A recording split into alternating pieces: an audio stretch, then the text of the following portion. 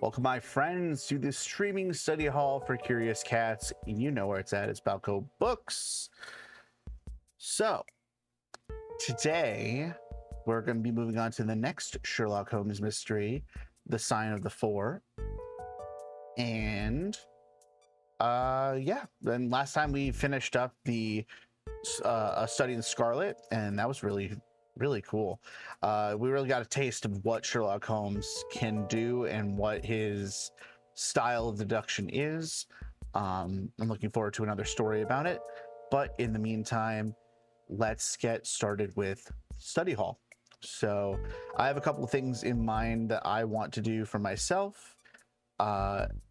Please, anyone else, if you have something to do, if you need to do something, let's get it done. Let's clock in for ourselves today. Don't forget to get water, get a snack if you need it. And if you don't like the music that I'm playing now, you are welcome to suggest other music or stuff like that, especially like video game music stuff that isn't really particularly aggressively copyright stricken. But all that said, let's get to it. All right.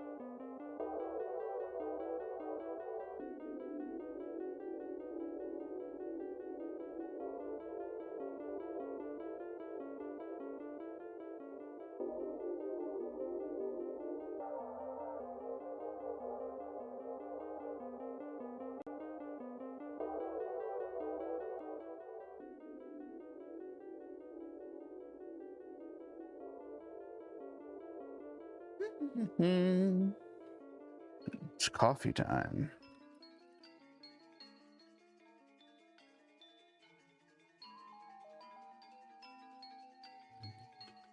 Hmm.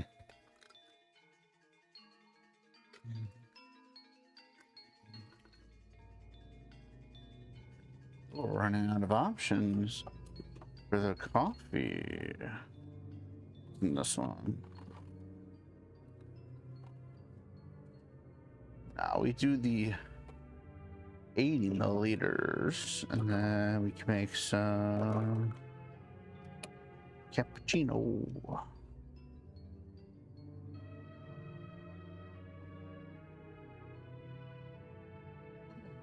But you have water, you silly goose. What is going on here?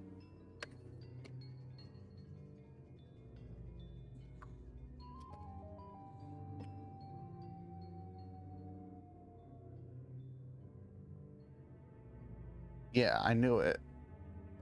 Silly goose.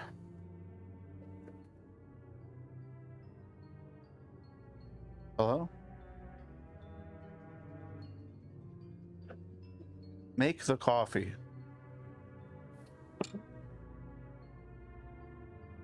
I demand you. Make the coffee.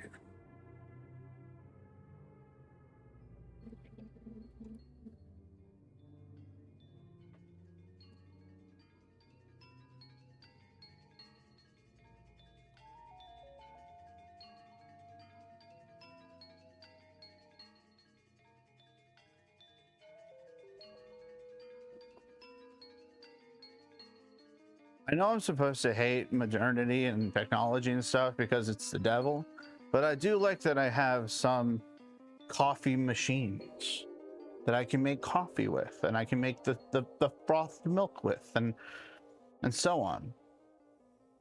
It's just so much better than trying to do all this with not the right machine. Humanity's kind of cool. Machines are kind of cool sometimes. You got to admit, you can't deny it.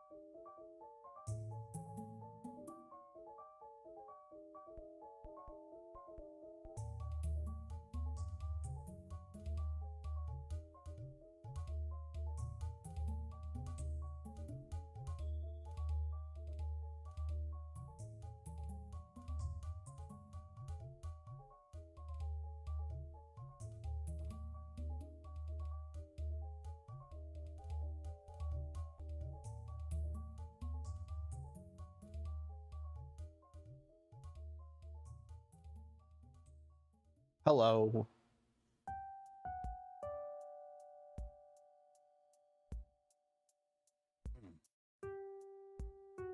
I went ahead and I got me some coffee.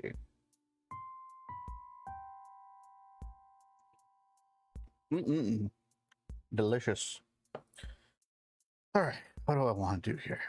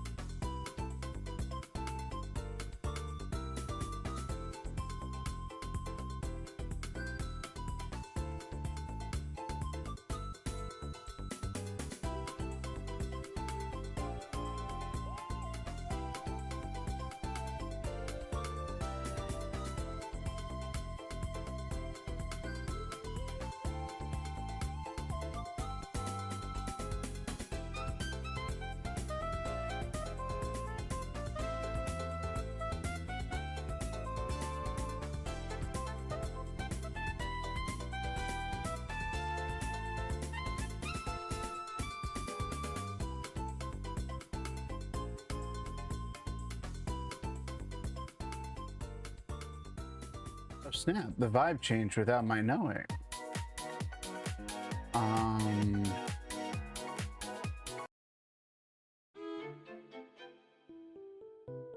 I think that's better.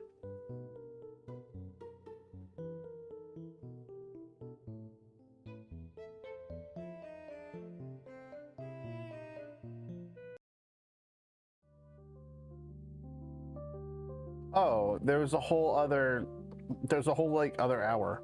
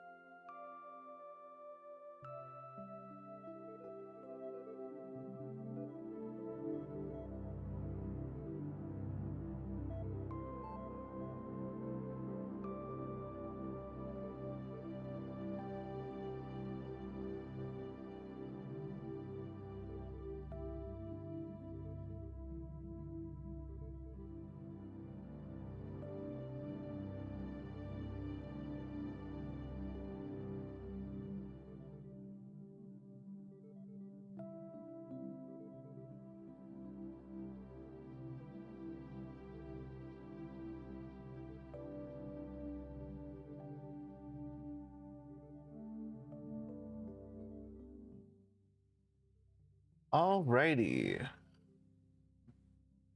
So,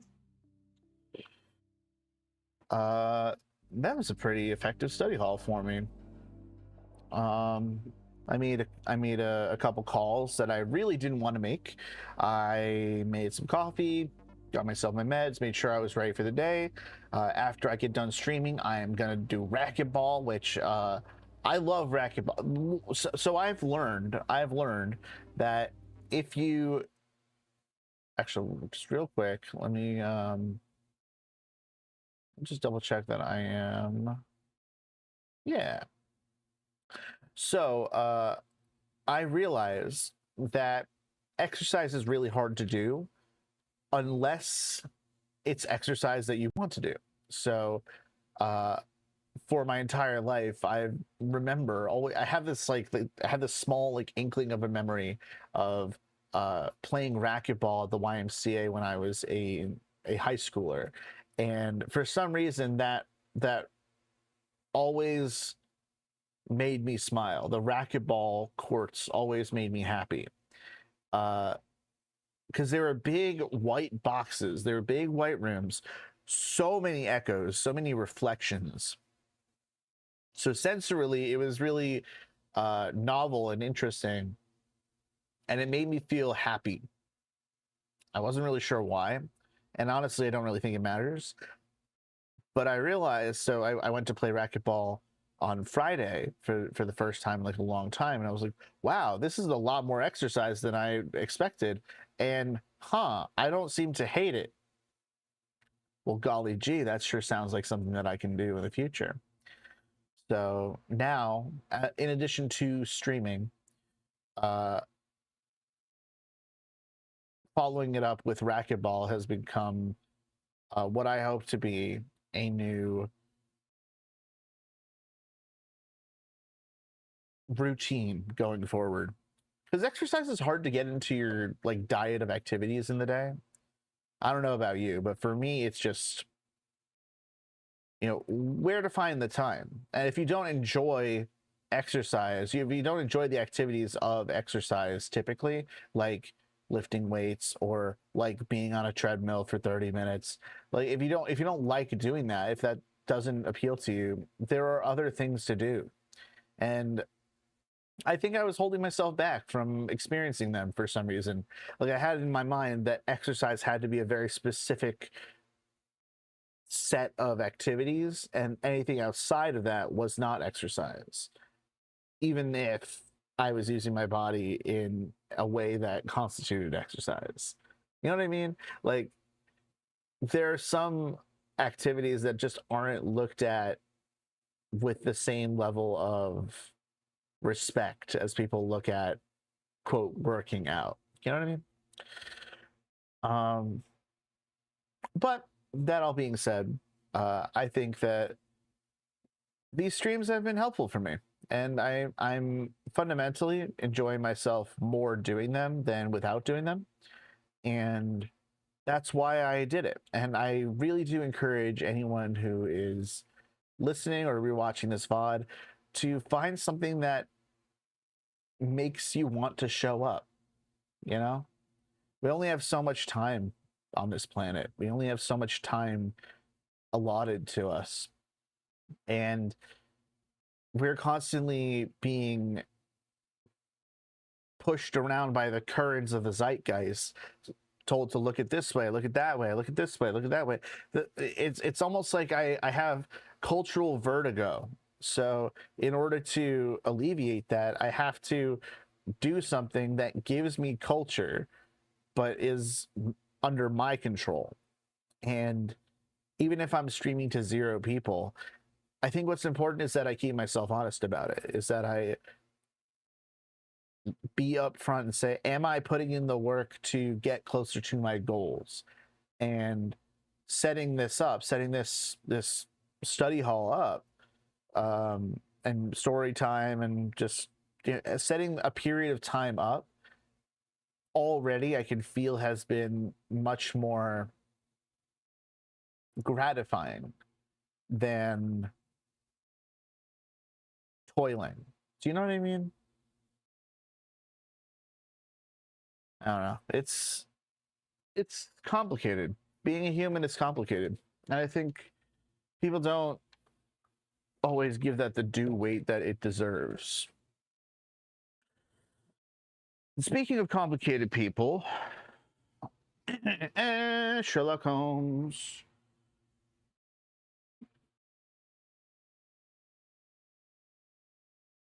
So I've been meaning to, actually, I wish I had like a good playlist. Here, I'll just write it in the chat. Anyone have a good suspense mystery playlist?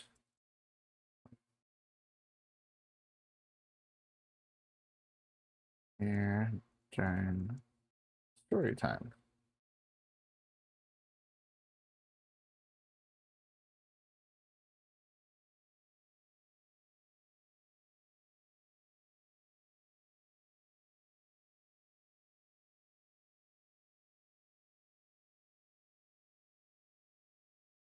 All right. So, of course,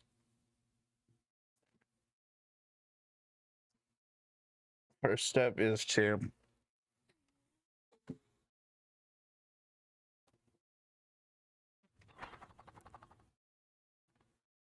loosen up the face. Uh,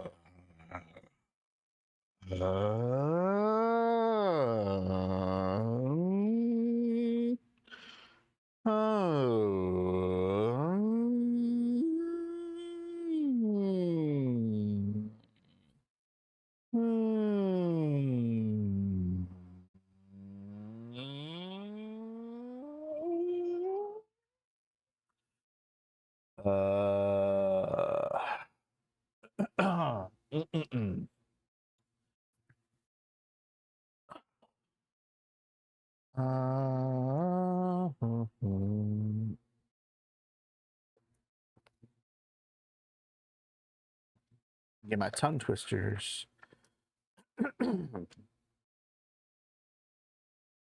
Annoying Annie ate all the apples and assuaged an avid appetite. Annoying Annie ate all the apples and assuaged an avid appetite. Annoying Annie ate all the apples and assuaged an avid appetite. Billy and brother Bobby battled at bingo. Bobby's better bingo bothered Billy, but Billy bested both brilliantly. Billy and brother Bobby battled at bingo. Bobby's better bingo bothered Billy, but Billy bested both brilliantly. Carl carefully controlled Catherine's conversations coldly. Catherine condemned Carl to the core for his cranky cut-ins. Carl carefully controlled Catherine's conversations coldly. Carl carefully controlled Catherine's conversations coldly. Catherine condemned Carl to the core for his cranky cut-ins. Doug dug a deep, dingy dungeon for the devil as a destination for the dastardly and devious. Doug dug a deep, dingy dungeon for the devil as a destination for the dastardly and devious. Doug dug a deep, dingy dungeon for the devil as a destination for the dastardly and devious. Ethel eagerly eats eggs, egrets, emus, and elephants. Ethel eagerly eats eggs, Ethel eagerly eats eggs, egrets, emus, and elephants. Familial Frida fearlessly fried a fabulous fish feast. Familial Frida fearlessly fried a fabulous fish feast. Familial Frida fearlessly fried a fabulous fish feast. Gertrude's garters garnish Gertrude's gorgeous gams. Gertrude's garters garnish Gertrude's gorgeous gams. Horrified, hairy-handed Henry heavy hammerheads. Horrified, hairy-handed Henry heavy hammerheads. Irma's intimidating intelligence increasingly intrigued Ivan. Irma's intimidating intelligence increasingly intrigued Ivan. John Jacob Jones joined Jimmy's Junior Jumpers. John Jacob Jones joined Jimmy's Junior Jumpers. Killer kangaroos kick kung fu klutzes to kingdom come. Killer kangaroos kick kung fu klutzes to kingdom come. Laura landed limited limelight legitimately. Laura landed limited limelight legitimately. Laura landed limited limelight legitimately. Mary's marigolds made Martha's mugworts miss. Mary's marigolds made Martha's mugworts miss. Norman knows Nellie's nausea needs nursing. Norman knows Nellie's nausea needs nursing. Otto offered Oliver the opportunity to order Oreos. Otto offered other options, but Otto offered Oliver the opportunity to order Oreos. Otto offered Oliver the opportunity to order Oreos. Otto offered other options, but Oliver opted out. Otto offered Oliver the opportunity to order Oreos. Otto offered other options, but Oliver opted out. Otto offered Oliver the opportunity to Otto offered Oliver the opportunity to order Oreos. Otto offered other options, but Oliver opted out. That one's hard. Otto offered Oliver the opportunity to order Oreos. Otto offered other options, but Oliver opted out. Paul poisoned poor Pamela's parrotfish. Paul poisoned poor Pamela's parrotfish. Phyllis phoned physicians and pharmacists for phosphates. Phyllis phoned physicians and pharmacists for phosphates. Quincy quizzed Queenie quietly with queer questions. Quincy quizzed Queenie quietly with queer questions. Quincy quizzed Queenie quietly with queer questions. Robert razzed Rhoda repeatedly, rendering Rhoda rattled. Robert razzed Rhoda repeatedly, rendering Robert razzed Rhoda repeatedly, rendering Rhoda rattled. Robert razzed Rhoda repeatedly, rendering Rhoda rattled. Susie saw Sally sneaking solo surreptitiously, so Susie suspected subterfuge. Susie saw Sally sneak. Susie saw Susie saw Sally sneaking solo surreptitiously, so Susie suspected subterfuge. Tommy told Tanya terrible tales today. Tommy told Tanya terrible tales today. Theodore thought Thatcher a thoughtless thickhead. Theodore thought Thatcher a thoughtless thickhead. Unbelievingly, Ursula unpacked Ulysses' umpteenth ukulele. Unbelievingly, Ursula unpacked Ulysses' umpteenth ukulele. At Versailles on vacation, Victor volunteered a vintage Vichyssoise. At Versailles on vacation, Victor volunteered a vintage Vichyssoise. At Versailles on vacation, Victor volunteered a vintage Vichyssoise.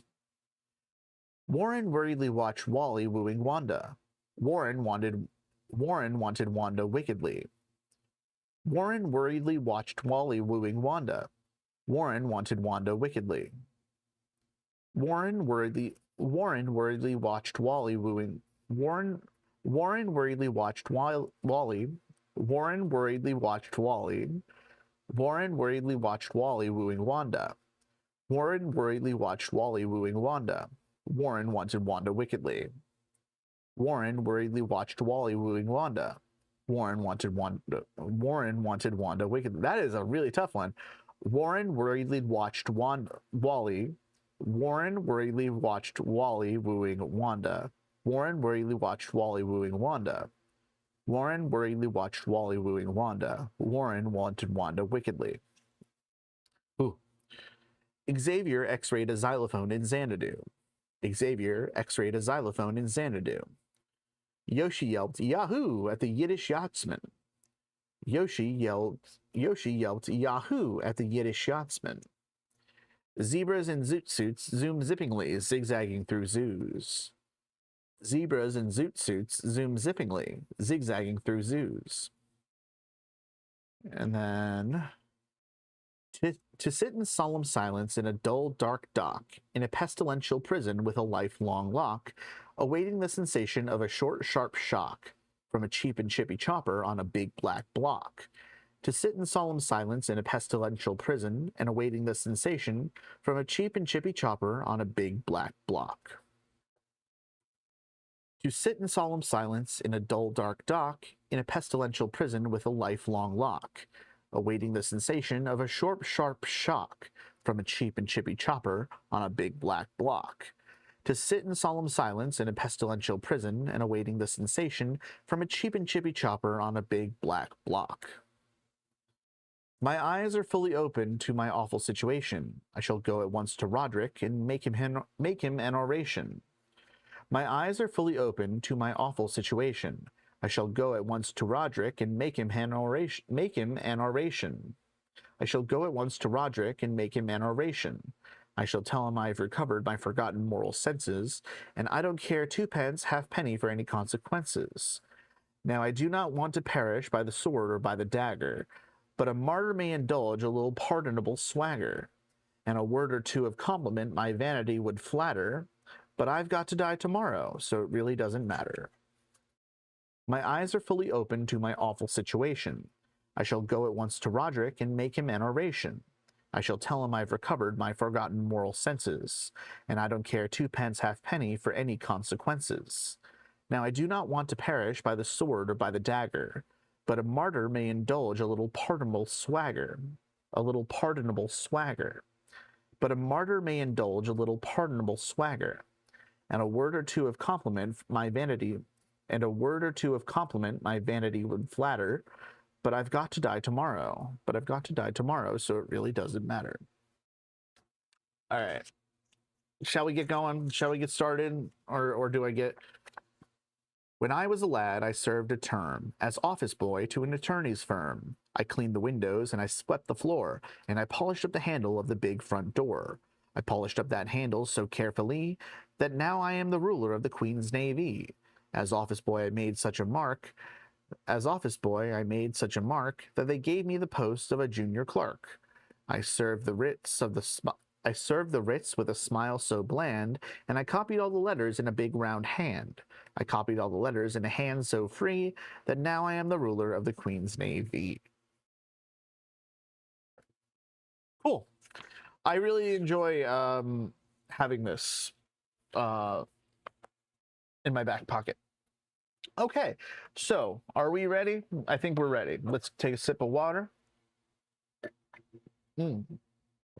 Delish.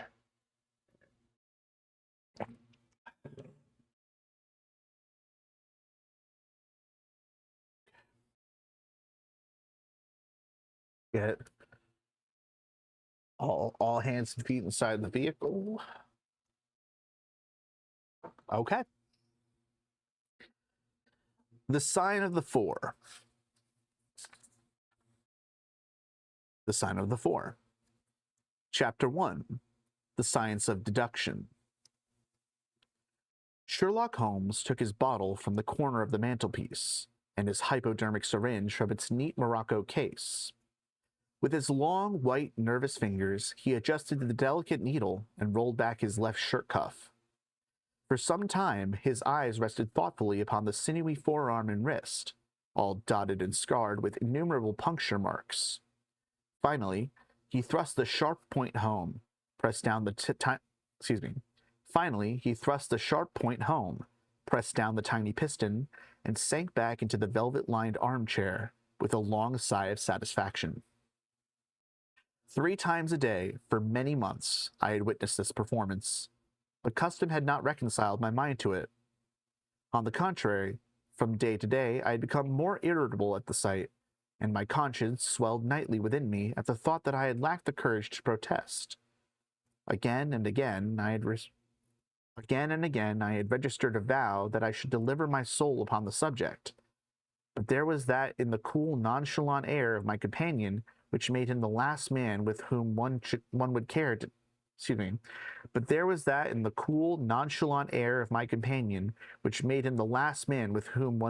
take anything approaching to a liberty. His great powers, his masterly manner, and the experience which I had had of his many extraordinary qualities all made me diffident and backward in crossing him. Yet upon that afternoon, whether it was the bune which I had taken with my lunch, or the additional exasperation produced by the extreme deliberation of his manner, I suddenly felt that I could hold out no longer. "Which is it today?" I asked. "Morphine or cocaine?" He raised his eyes languidly from the old black-letter volume which he had opened. "It is cocaine," he said, "a 7% solution. Would you care to try it?" "No, indeed," I answered brusquely. "My constitution has not got over the Afghan campaign yet. I cannot afford to throw any extra strain upon it." He smiled at my vehemence. "Perhaps you are right, Watson," he said. "I suppose that its influence is physically a bad one. I find it, however, so transcendently stimulating and clarifying to the mind that its secondary action is a matter of small moment." "But consider," I said earnestly, "count the cost. Your brain may, as you say, be roused and excited, but it is a pathological and morbid process, which involves increased tissue change and may at last leave a permanent weakness. You know, too, when a black reaction comes upon you, surely the game is hardly worth the candle. Why should you, for a mere passing pleasure, risk the loss of those great... Why should you, for a mere passing pleasure, risk the loss of those great powers with which you have been endowed? Remember that I speak not only as one comrade to another, but as a medical man to one for whose constitution he is to some extent answerable." He did not seem offended.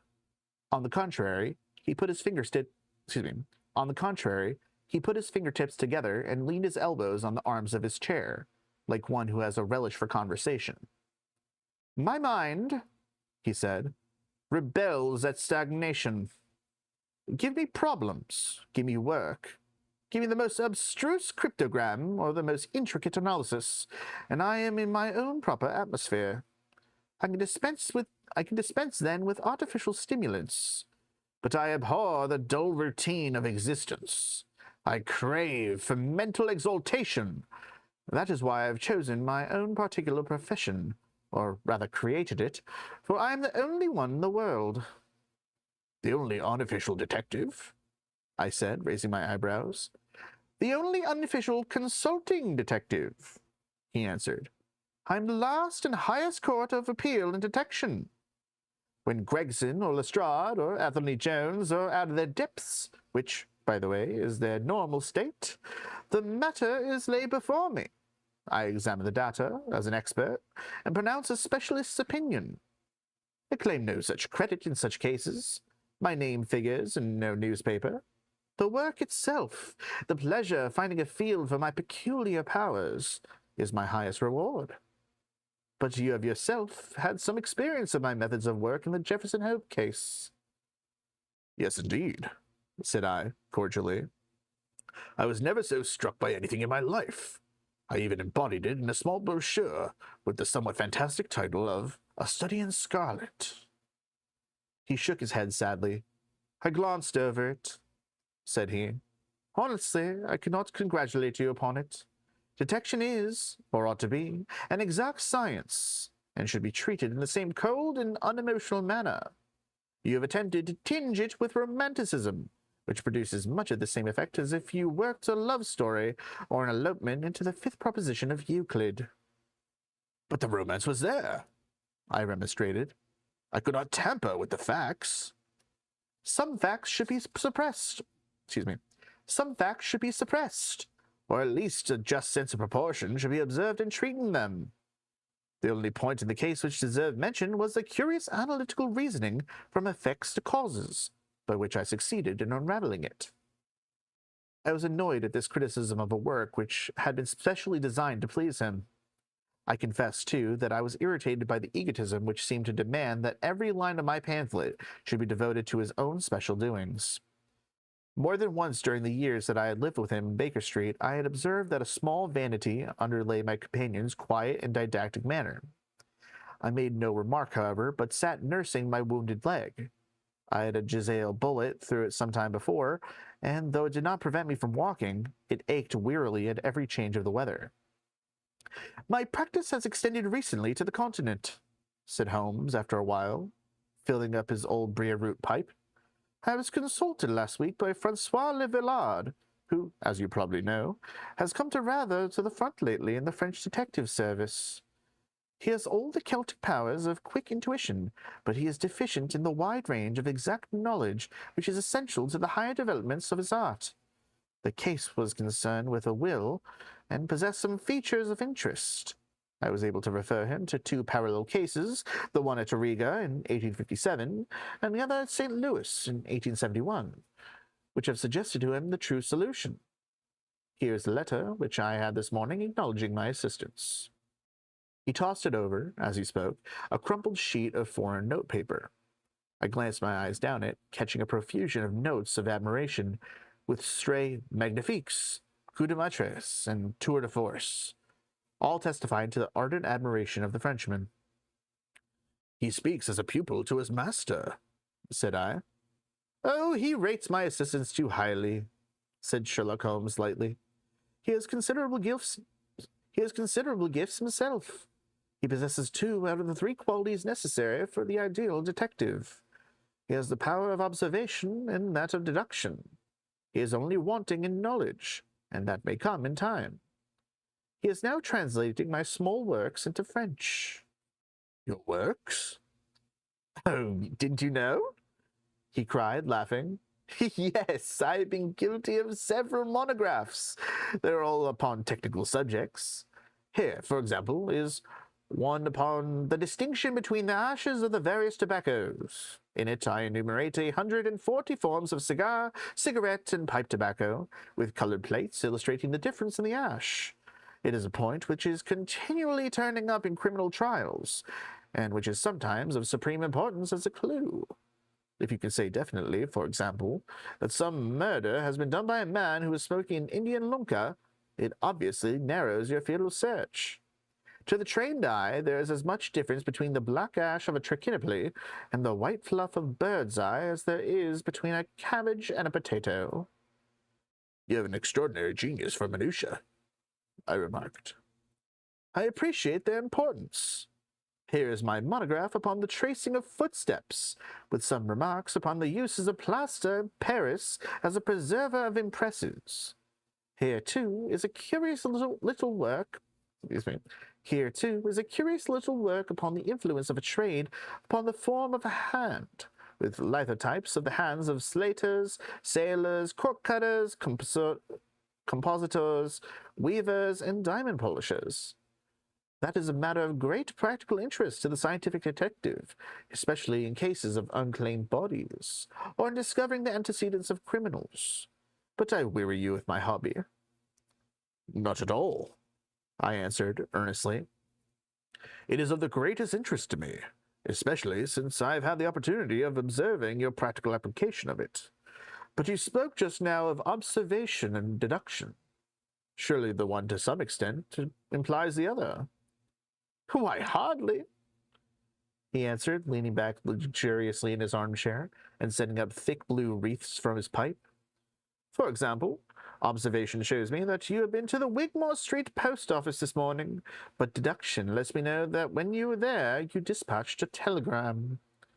Right, said I, right on both points. But I confess that I don't see how you arrived at it. It was a sudden impulse upon my part, and I haven't mentioned it to no one. It is simplicity itself, he remarked, chuckling at my surprise. So absurdly simple that an explanation is superfluous, and yet it may serve to define the limits of observation and of deduction. Observation tells me that you have a little reddish mold adhering to your instep. Just opposite the Seymour Street office, they have taken up the pavement and thrown up some earth, which lies in such a way that it is difficult to avoid treading in it in entering. The earth of this particular reddish tint, which is found, as far as I know, nowhere else in the neighborhood. So much is observation. The rest is deduction. How then did you deduce the telegram? Why, of course I knew that you have not written a letter, since I sat opposite you all morning. I see also in your open desk that you have a sheet of stamps and a thick bundle of postcards. What could you go to the post office for, then, but to send a wire? Eliminate all other factors, and the one which remains must be the truth. In this case it is certainly so, I replied after a little thought. The thing, however, is, as you say, of the simplest. Would you think me impertinent if I were to put your theories to a more severe test? On the contrary, he answered, it would prevent me from taking a second dose of cocaine. I should be delighted to look into any problem which you might submit to me.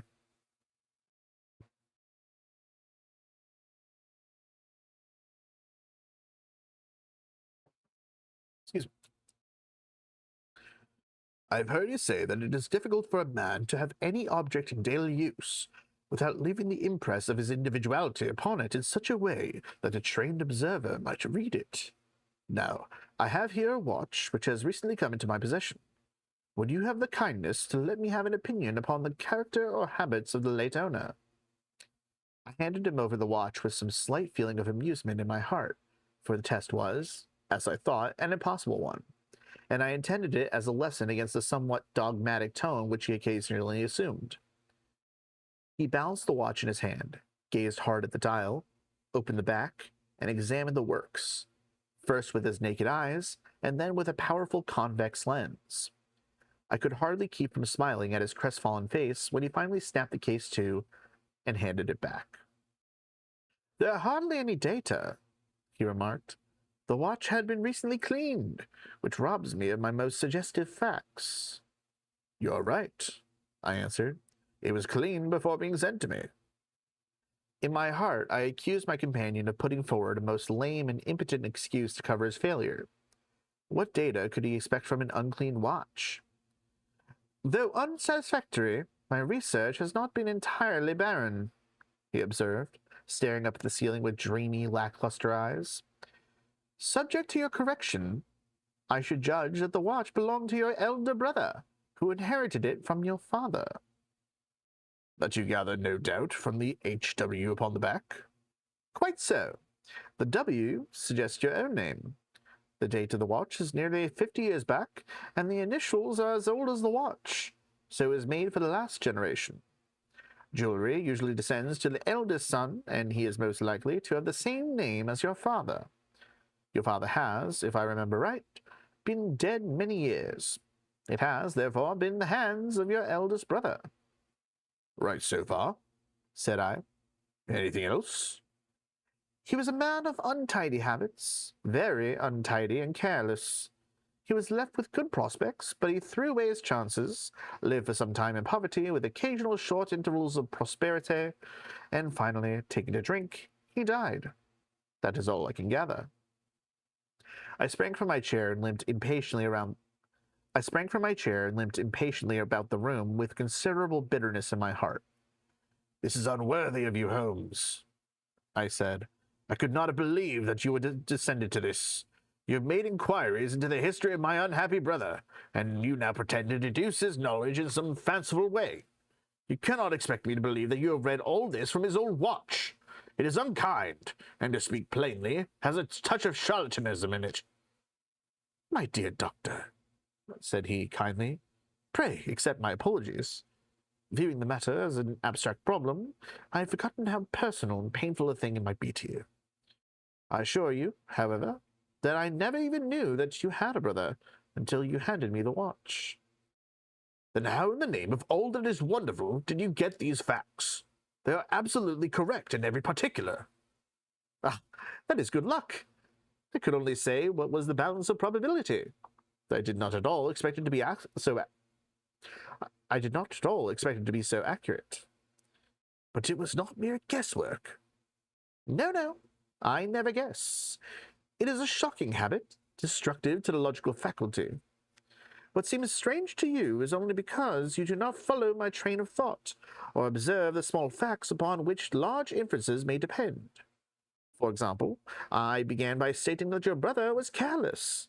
When you observe the lower part of that watch case, you notice that it is not only dinted in 2 places, but it is cut and marked all over from the habit of keeping other hard objects, such as coins or keys, in the same pocket.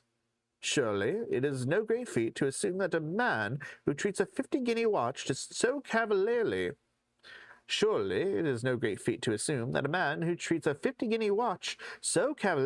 must be a careless man. Neither is it a very far-fetched inference that a man who inherits one article of such value is pretty well provided for in other respects. I nodded to show that I followed his reasoning. It is very customary for pawnbrokers in England, when they take a watch, to scratch the number of the ticket with a pinpoint upon the inside of the case. It is more handy than a label, as there is no risk of the number being lost or transposed. There are no less than 4 such numbers visible to my lens on the inside of this case. Inference that your brother was often at low water. Secondary inference that he had occasional bursts of prosperity, or he could not have redeemed the pledge. Finally, I ask you to look at the inner plate, which contains the keyhole. Look at the thousands of scratches all around the hole, marks where the key has slipped. What sober man's key could have scored these grooves? But you will never see a drunkard's watch without them. He winds it at night, and he leaves these traces of his unsteady hand. Where's the mystery in all this? It is as clear as daylight, I answered. I regret the injustice which I did to you. I should have had more faith in your marvelous faculty. May I ask whether you have any professional inquiry on foot at present? None. Hence the cocaine. I cannot live without brain work. What else is there to live for? Stand at the window here. Was ever such a dreary, dismal, unprofitable world? See how the yellow fog swirls down the street and drifts across the dun-colored houses. What could be more hopelessly prosaic in material? What is the use of having powers, Doctor, when one has no field upon which to exert them? Crime is commonplace. Existence is commonplace. And no qualities save those which are commonplace have any function upon earth. I had opened my mouth to reply to this tirade, when with a crisp I had opened my mouth to reply to this tirade, when with a crisp knock our landlady entered, bearing a card upon the brass salver. "A young lady for you, sir," she said, addressing my companion. "Miss Mary Morstan," he read. I have no recollection of the name. Ask the young lady to step up, Mrs. Hudson. Don't go, Doctor. I should prefer that you remain. And that's the chapter. Golly. Huh. Cool. All right, I'm going to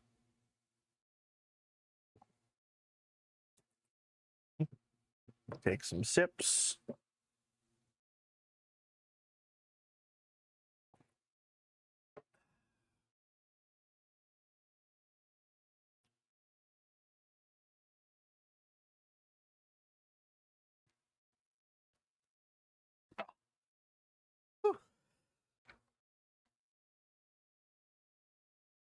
Alrighty. Chapter 2. The Statement of the Case.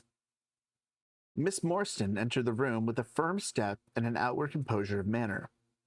She was a blonde, young lady, small, dainty, well-gloved, and dressed in the most perfect taste. There was, however, a plainness and simplicity about her costume which bore with it a suggestion of limited means. The dress was a somber grayish beige, untrimmed and unbraided, and she wore a small The dress was a somber grayish beige, untrimmed and unbraided, and she wore a small turban of the same dull hue, relieved only by a suspicion of white feather in the side. Her face had neither regularity of feature nor beauty of complexion, but her expression was sweet and amiable, and her large blue eyes were singularly spiritual and sympathetic. In an experience of women which extends over many nations and 3 separate continents, I have never looked upon a face which gave a clearer promise of a refined and sensitive manner. I could not but observe that as she took the seat which Sherlock Holmes placed for her, her lip trembled, her hand quivered, and she showed every sign of intense inward agitation. "I have come to you, Mr. Holmes," she said, "because you once enabled my employer, Miss Cecil Forrester, to unravel a little domestic complication. She was much impressed by your kindness and skill." "Mrs. Cecil Forrester," he repeated thoughtfully. "I believe that I was of some slight service to her. The case, however, as I remember it, was a very simple one." "She did not think so, but at least you cannot say the same of mine. I can hardly imagine anything more strange, more utterly inexplicable than the situation in which I find myself." Holmes rubbed his hands, and his eyes glistened. He leaned forward in his chair with an expression of extraordinary concentration upon his clear-cut, hawk-like features. State your case," said he in brisk business tones. I felt that my position was an embarrassing one. "You will, I am sure, excuse me," I said, rising from my chair. To my surprise, the young lady held up her gloved hand to detain me. "If your friend," she said, "would be good enough to stop, he might be of inestimable service to me." I relapsed into my chair. "Briefly," she continued, "the facts are these.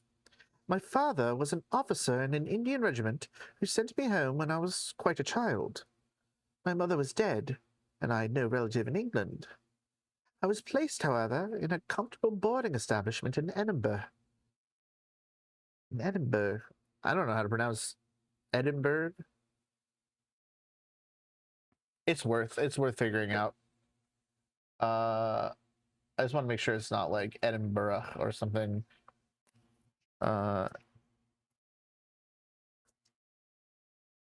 The pronunciation, please. Pronunciation. Edinburgh. Edinburgh. Yeah, okay. I thought so. So Edinburgh. Gotcha. I was placed, however, in a comfortable boarding establishment in Edinburgh, and there I remained until I was 17 years of age. In the year 18, excuse me. Okay. Briefly, she continued, the facts are these. My father was an officer in an Indian regiment who sent me home when I was quite a child. My mother was dead, and I had no relative in England. I was placed, however, in a comfortable boarding establishment in Edinburgh, and there remained until I was 17 years of age. In the year 1878, my father, who was senior captain of his regiment, obtained 12 months' leave and came home. He telegraphed to me from London that he had arrived all safe, and directed me to come down at once, giving the Langham Hotel as his address. His message, as I remember, was full of kindness and love. On reaching London, I drove to Langham, and was informed that Captain Morstan was staying there, but that he had gone out the night before and had not yet returned. I waited all day without news of him. That night, on the advice of the manager of the hotel, I communicated with the police, and next morning we advertised in all the papers. Our inquiries led to no result, and from that day to this, no word has ever been heard of my unfortunate father. He came home with his heart full of hope, to find some peace, some comfort, and instead, she put her hand to her throat, and a choking sob cut short the sentence. The date? Asked Holmes, opening his notebook.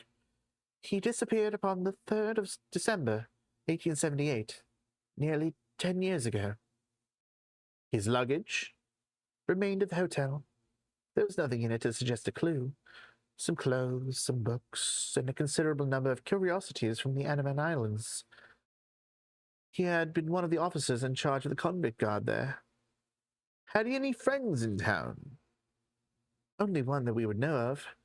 Major Sholto, of his own regiment, the 34th Bombay Infantry. The major had retired some little time before, and lived in Upper Norwood.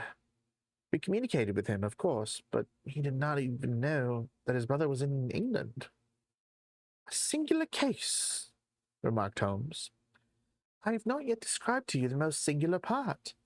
About 6 years ago, to be exact upon the 4th of May, 1882, an advertisement appeared in the Times, asking for the address of Miss Mary Morstan, and stating that it would be to her advantage to come forward. There was no name or address appended. I had at that time just entered the family of Mrs. Cecil Forrester in the capacity of governess. By her advice, I published my address in the advertisement column. The same day there arrived through the post a small cardboard box. The same day there arrived through the post a small cardboard box addressed to me, which I found to contain a very large and lustrous pearl. No word of writing was enclosed. Since then, every year upon the same date, there has always appeared a similar box, containing a similar pearl, without any clue as to the sender. They have been pronounced by an expert to be of a rare variety and of considerable value. You can see for yourselves that they are very handsome. She opened a flat box as she spoke, and showed me 6 of the finest pearls that I had ever seen. Your statement is most interesting, said Sherlock Holmes. Has anything else occurred to you? Yes, and no later than today. That is why I have come to you. This morning I received this letter, which you will perhaps read for yourself. Thank you, said Holmes. The envelope too, please. Postmark London, S.W. date September 7th. Man's thumb mark on the corner. Probably a postman. Best quality paper. Envelopes at 6 pence a packet. Particular man in his stationery. No address. Be at the 3rd pillar from the left outside the Lyceum Theatre tonight at 7 o'clock. If you are distrustful, bring 2 friends. You are a wronged woman and shall have justice. Do not bring police. If you do, all will be in vain. Your unknown friend. Well, really, this is a very pretty little mystery. What do you intend to do, Miss Marston? That is exactly what I want to ask you. Then we excuse then we shall most certainly go. You and I, and yes, why, Dr. Watson is the very man. Your correspondence says two friends. He and I have worked together before. But would he come? She asked, with something appealing in her voice and expression. I should be proud and happy, said I fervently, if I could be of any service. You are both very kind, she answered. I have led a retired life, and have no friends whom I could appeal to. If I am here at 6, it will do, I suppose. You must not be later, said Holmes. There is one other point, however. Is this handwriting the same as that upon the pearl box addresses? I have them here, she answered, producing half a dozen pieces of paper. You are certainly a model client. You have the correct intuition. Let us see now. He spread out the papers upon the table and gave little darting glances from one to the other. They are disguised hands, except the letter, he said presently. But there can be no question as to the authorship. See how the irrepressible Greek E will break out, and see the twirl of the final S. They are undoubtedly by the same person. I should not like to suggest false hopes, Miss Marston, but is there any resemblance between this hand and that of your father? Nothing could be more unlike. I expected to hear you say so. We shall look out for you then at 6. Pray allow me to keep the papers. I may look into the matter before then. It is only 3:30. Au revoir, then.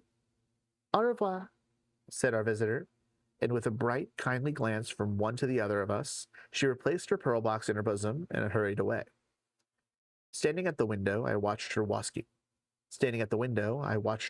briskly down the street until the gray turban and white feather were but a speck in the somber crowd. What a very attractive woman, I exclaimed, turning to my companion. He had lit his pipe again and was leaning back with drooping eyelids. Is she? He said languidly. I did not observe. You really are an automaton, a calculating machine, I cried. There is something positively inhuman in you at times. He smiled gently. It is of the first importance, he said, not to allow your judgment to be biased by personal qualities. A client is to me a mere unit, a factor in a problem. The emotional qualities are antagonistic to clear reasoning. I assure you that the most winning woman I ever knew was hanged for poisoning 3 little children for their insurance money, and the most repellent man of my acquaintance is a philanthropist who has spent nearly $250,000 upon the London poor. In this case, however, I never make exceptions. An exception disproves the rule. Have you ever had occasion to study character and handwriting? What do you make of this fellow's scribble? It is legible and regular, I answered. A man of business habits and some force of character. Holmes shook his head. Look at his long letters, he said. They hardly rise above the common herd. That D might be an A, and that L an E. Men of character always differentiate their long letters, however illegibly they may write. There's a vacillation in his K's and self-esteem in his capitals. I'm going out now. I have some few references to make. Let me recommend this book, one of the most remarkable ever penned. It is Winwood Reade's Martyrdom of Man. I shall be back in an hour. I sat in the window with the volume in my hand, but my thoughts were far from the daring speculations of the writer. My mind ran upon our late visitor, her smiles, the deep, rich tones of her voice, the strange mystery which overhung her life. If she were 17 at the time of her father's disappearance, she must be 27 now, a sweet age, when youth has lost its self-consciousness and become a little sobered by experience. So I sat and mused until such dangerous thoughts came into my head that I hurried away to my desk and plunged furiously into the latest treatise upon pathology. What was I, an army surgeon with a weak leg and a weaker banking account, that I should dare to think of such things? She was a unit, a factor, nothing more. If my future were black, it was better surely to face it like a man than to attempt to brighten it by mere will-o-wisps of the imagination. Ooh. Gadzooks. A new mystery is afoot. Okay. So,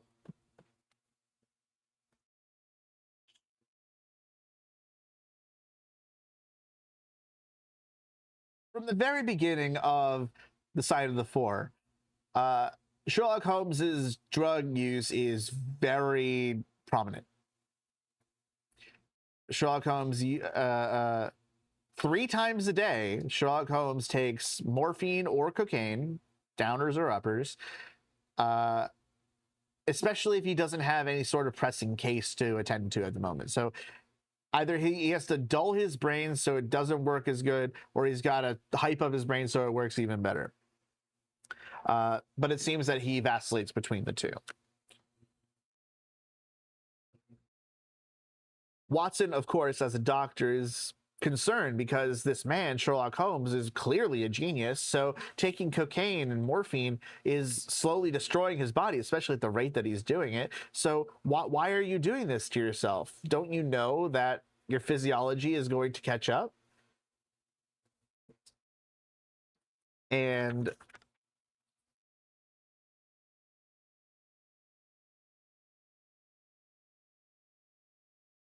Sherlock Holmes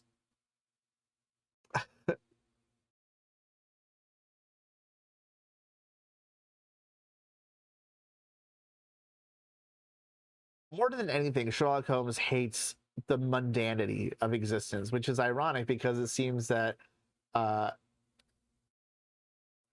it's not ironic. He just can't stand. Sherlock Holmes can't stand being normal, which any autistic person can tell you that is absolutely the case. And a lot of autistic people do turn to drugs as a way to self-medicate from the fact that being normal and mundane is difficult and almost painful. So Holmes had to create his own profession in order to make use of his skills. And when he doesn't have that profession, he's truly lost in the sauce. He doesn't know what else to do with himself if not use his mind for that which he can apply it to. This chapter, again, is the science of deduction. And once again, we do have some more pontificating on Sherlock Holmes's part as to how exactly one deduces, how one arrives at conclusions. And Watson is starting to get a little PO'd at Holmes and still doesn't fully accept that he can possibly have this level of insight to people with so few details being confirmed at the outset. So that said, as I mentioned in the end of the last explainer, Watson has been writing down Sherlock Holmes's escapades because the newspapers constantly undersell his contributions to the investigation. Sherlock Holmes reads his so Watson has at this point finished some writings, and Sherlock Holmes has read them, and he's unimpressed. He's frustrated even that Watson has a propensity to romanticize the details of the case. And Watson naturally says, but there were romantic details in the case. Like, it's not embellishment to just say what is true and factual. And Sherlock Holmes to this refutes that. Holmes refutes this and says some facts should be suppressed. The emotions that people have while learning of such details still cloud people's judgment, and I would prefer a story to not have such fanciful language surrounding it. The flowery language takes away from the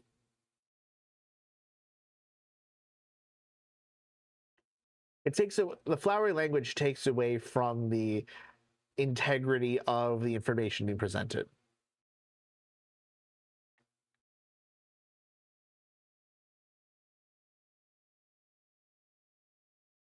And Watson is frustrated at this. Watson is annoyed at this because he specifically wrote all of what he wrote to satisfy Holmes's ego. And yet he's like, you didn't do it well enough. I don't like it. This little punk. Um,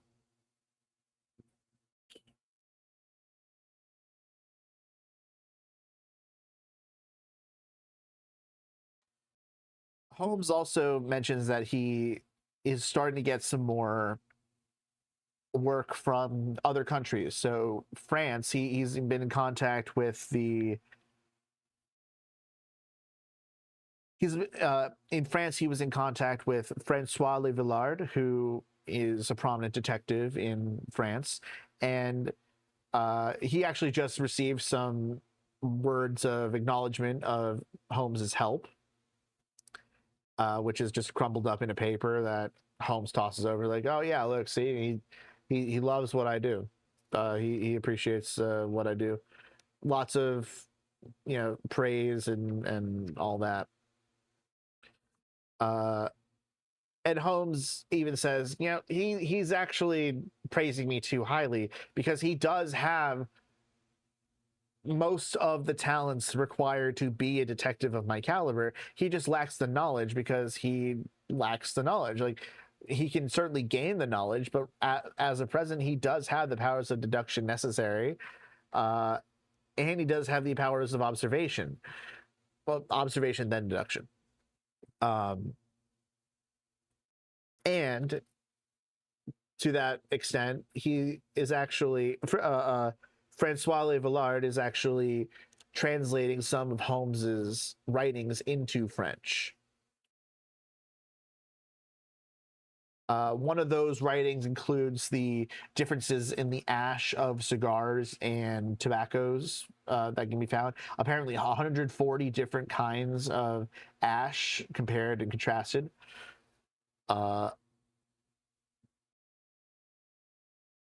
There's also a writing on tracing footsteps, which again, as we learned from the last mystery, Sherlock Holmes is very ardently, adamantly focused on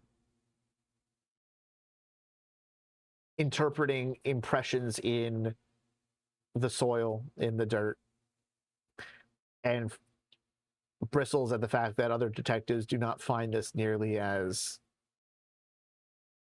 useful.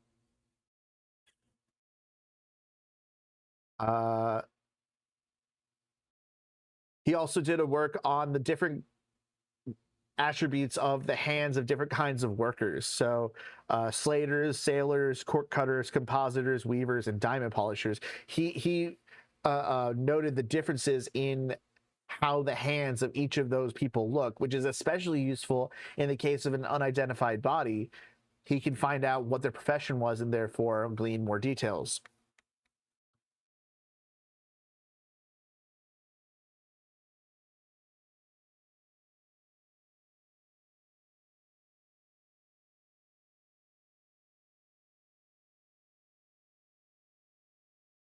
Um, and Watson is fascinated by this because these all do seem like relevant pursuits for a detective to undertake. So, yeah, okay, sure.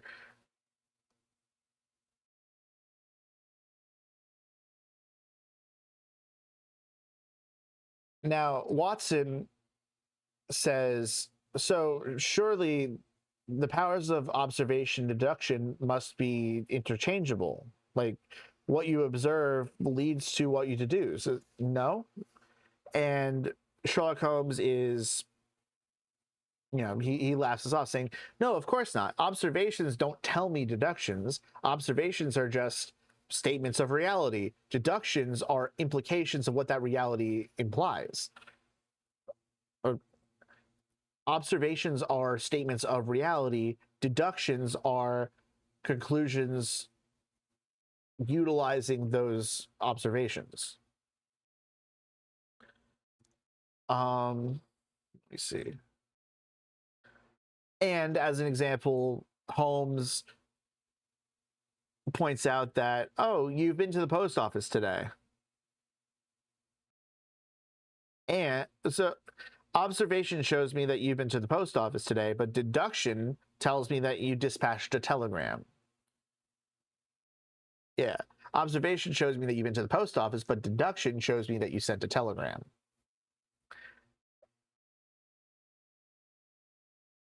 Obviously, Watson did indeed go to the post office and send a telegram, and he wants to know, how did Holmes know that?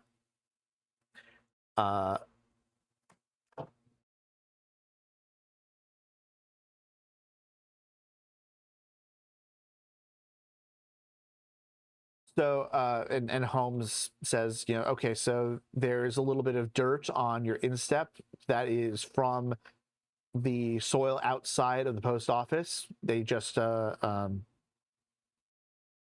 just repaved the area, and so the soil was tilled up, and you have some of that on your shoe. And there's nowhere else in the neighborhood where that reddish soil would be found. So far, that's 1 point for the post office. As for the telegram,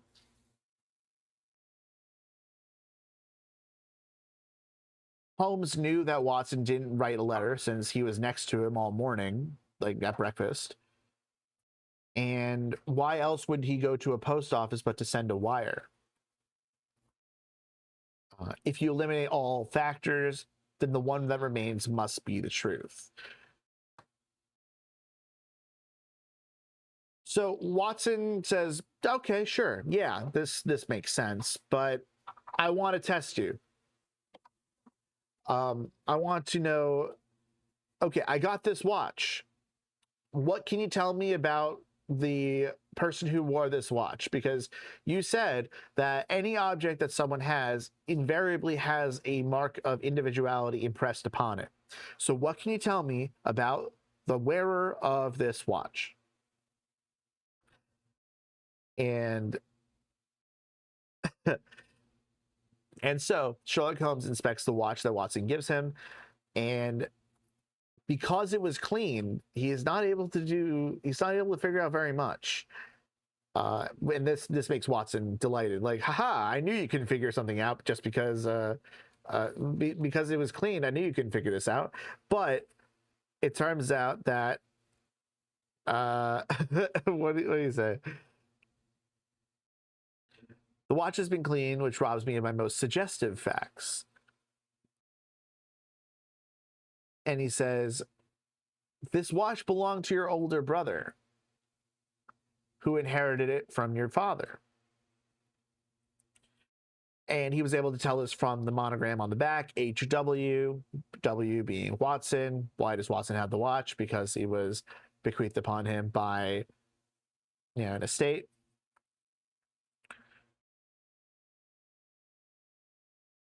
The date of the watch is 50 years old or so, and the engraving is just as old, so it's assumed to be Watson's father.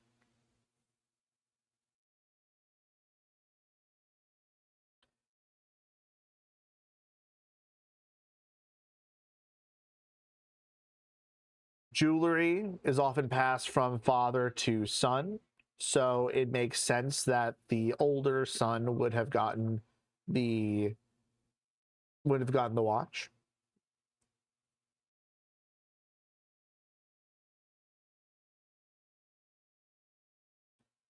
Holmes already knew that Watson's father has been dead for many years,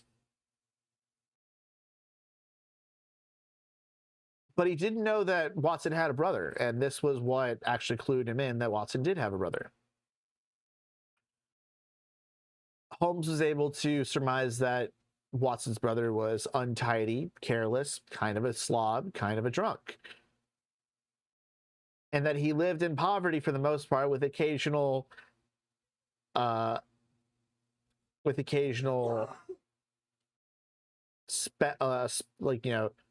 spats of prosperity.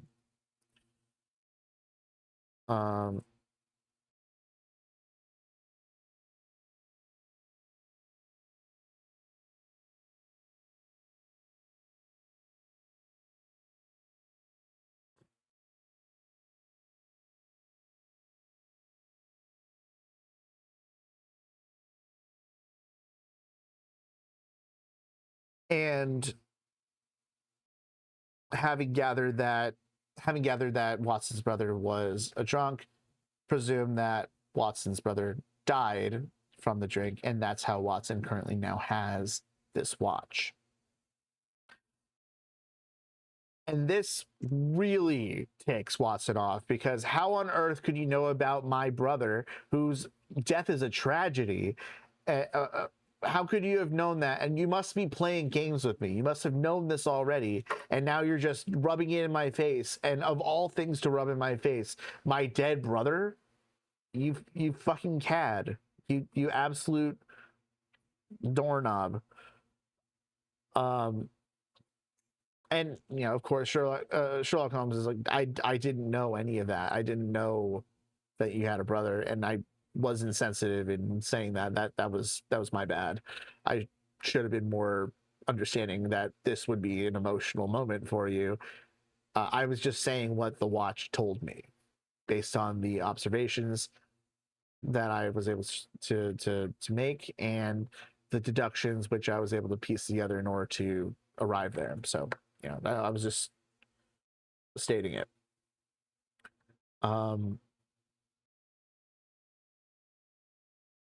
So Watson confirms, yes, all of what you said was right.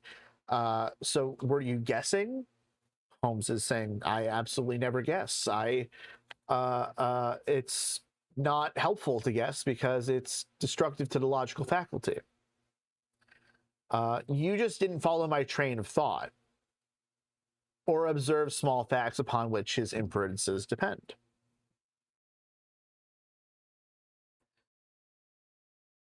Holmes was able to know that the brother was careless because the watch was sort of dinged up in a way that suggested that when put in his pocket, there were also coins and keys and stuff that would scuff up a watch, and that's generally a careless habit to have, especially with a watch so fine, so with a watch so opulent, I suppose. Let's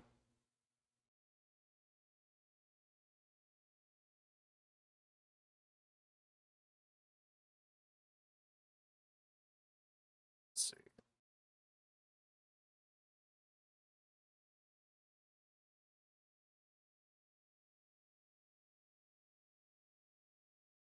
And the fact that he got such a watch is also indicative of the fact that he did come from means. So he was someone who would treat such a fine piece of jewelry so cavalierly probably had wealth generationally. There were other reasons too. There are so apparently pawnbrokers, they mark a watch in a certain way in order to indicate that it has been received by the pawn shop. So there are 4 markings on the watch which indicates it has been pawned 4 times, suggesting that the brother was oftentimes in a bad way fiscally, didn't have a whole lot of money, and was often struggling. And because 4 times of selling something to a pawnbroker indicates that he's also had bouts of financial prosperity, that like he's also had good financial luck every now and again, and that's why he was able to then repurchase the watch. Now, in a watch, there is the mechanisms for winding it back up, and there's a key that you put into the watch in order to open up the mechanism so you can wind it back up. There are like hundreds of scratches all over the keyhole, and Sherlock Holmes has been at this for a while, so there could not be that many key scratches unless someone was lost in the sauce. Someone was drunk and consistently drunk. Um,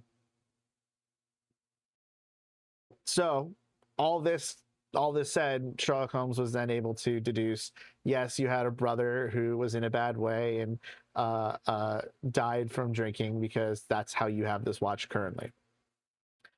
Watson apologizes because, I understand exactly how you got to this conclusion now. Sorry for being rude to you, but like, geez, that was a roller coaster.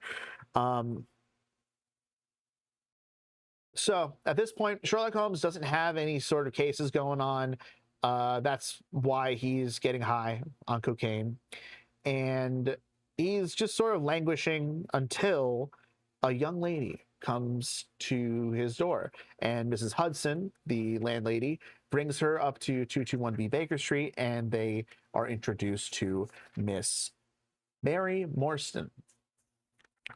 And that's the first chapter. So now, getting into chapter 2, Mary Morstan is a plain sort of woman. She's not particularly well dressed. She doesn't look particularly like well off. She's got a sweet expression. She's sort of just a kind lady, but there's not really a whole lot else that was really notable about her. Though, as she sat, Watson noticed her lip trembled, her hand quivered. And in the beginning of this chapter, we actually get quite a nice little detail, which is Watson is observant. Watson does see a lot, and it's really nice to have someone with that ability at the helm of the story, because that tells me that we have a reliable narrator, one that knows how to put details together on his own. So we get the notable details up front. So this woman came to 221B Baker Street, and her employer, Mrs. Cecil Forrester. So her employer had a mystery that Sherlock Holmes solved, and she was like, okay, well, I have a mystery, so I'm going to go to Holmes, since, he was able to solve your problem. He could probably solve my problem. And, she, the employer, spoke highly of Sherlock Holmes as well. So she was like, all right, this seems like a good use of time as any. And Sherlock Holmes waves it off, saying, oh, it was an easy case. I don't remember it being particularly difficult. And she's like, oh, but that's not how everyone else saw it. So, just accept this, please. Watson sees that Mary Morstan is about to get into what her issue is and goes up to leave. And Sherlock Holmes and her say, like, no, sit down. Come on, please. We've worked together before. She trusts me to trust you. I'm sure it's totally fine. So let me just kind of get my bearings here. When Mary Morstan was a child, her father was in an Indian regiment and sent her home to live in the boarding house.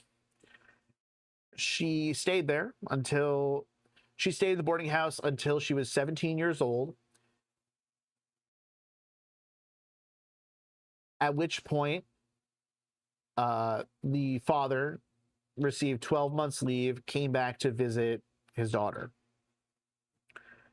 The father gave the daughter the hotel that he was staying at and said, okay, in the morning, I'm gonna, we're gonna get together and we're gonna, spend some time with each other. I'm in London, so we'll spend time there. Once Mary Morstan drove to the hotel to meet up with her father, she was informed that he'd gone out the night before, didn't come back.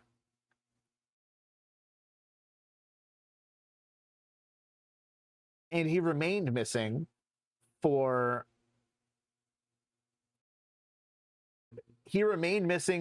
10 years. This she is now talking with Sherlock Holmes 10 years after she lost her father, or her father was missing.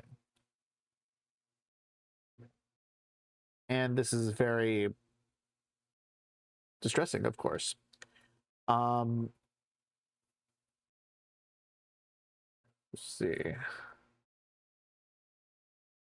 There wasn't anything noteworthy in his belongings. There wasn't a clue in his luggage. He had some clothes, some books, and some like knickknacks from his time, abroad. He had a single friend in town, but when they went to go ask that friend, it was a friend from the service. When they went to go ask that friend, hey, have you seen anything, heard anything about my dad? He didn't even know he was in England. Now, 6 years ago, it turns out that she received 6 years ago, she saw an advertisement in the newspaper looking for the address of Miss Mary Morstan. She provided the address, and since then, every year, hold on. So since she replied to the advertisement in the paper with her address, every year on that day, she received a small cardboard box with a beautiful, lustrous pearl inside. And that happened 6 years ago. So she, at this point, now has 6 large pearls from a mysterious stranger that sent them to her. There was never any writing or any information enclosed with the pearl. It was just pearls every year, one every year. Now,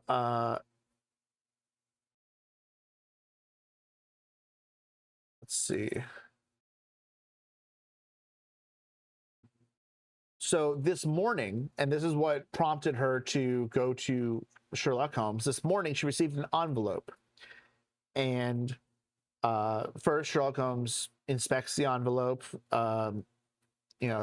Makes a note of any marks or any sort of irregularities of the envelope itself, where it might have come from. It seems that this guy has a particular, well, assume this guy, it seems that whoever's sending her the letter had a particular, had good stationery, had a really good, had like fancy stationery on him. There was no address, but there was a message that said, be outside the Lyceum Theater at 7 o'clock. And if you don't trust this, please bring 2 friends. Excuse me.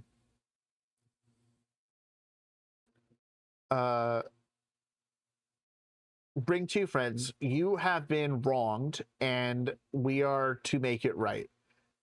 Do not bring the police, or this will be all called off, but I expect to see you there at 7.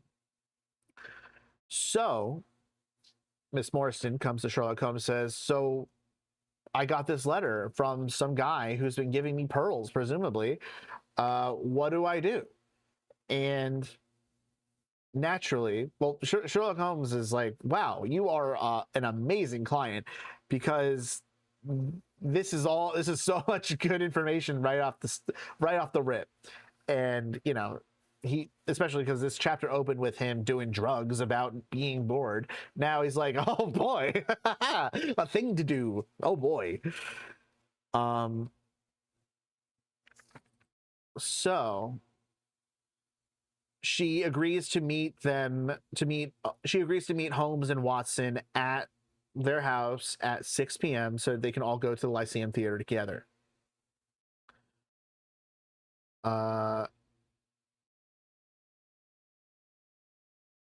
Now he looks at the, one second.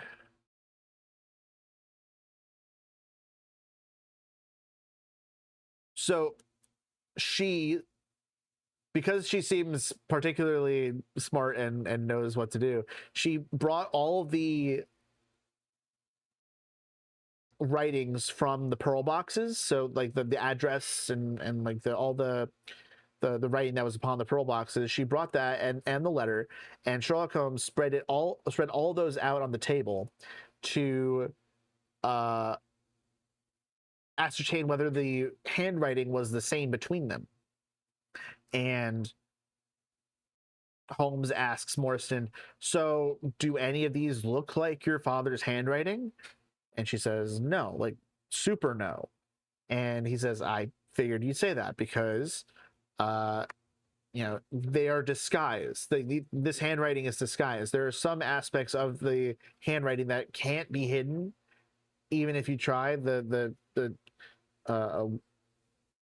propensity of someone to remain using their handwriting is so great that I can still see whether someone is pretending to be someone else with their handwriting. Um,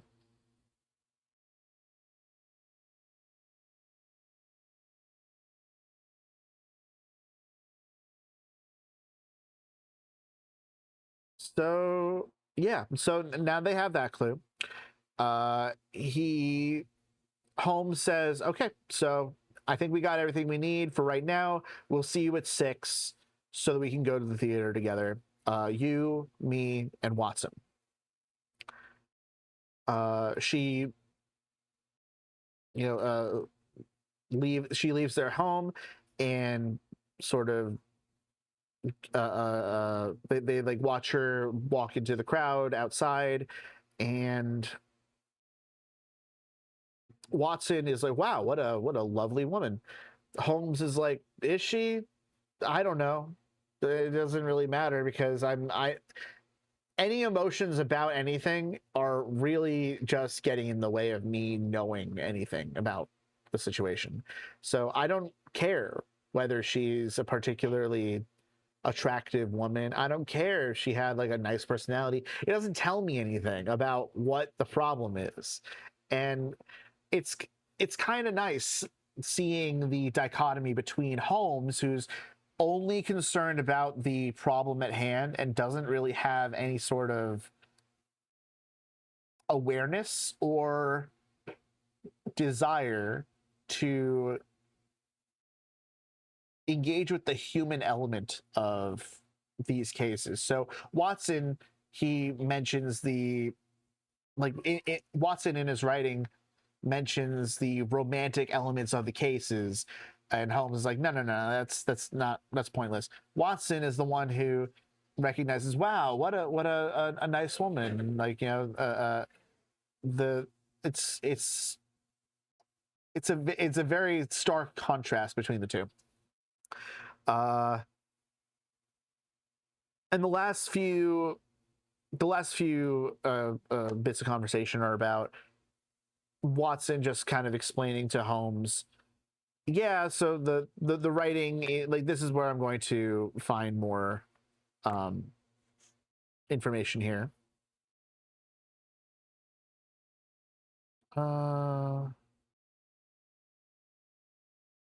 And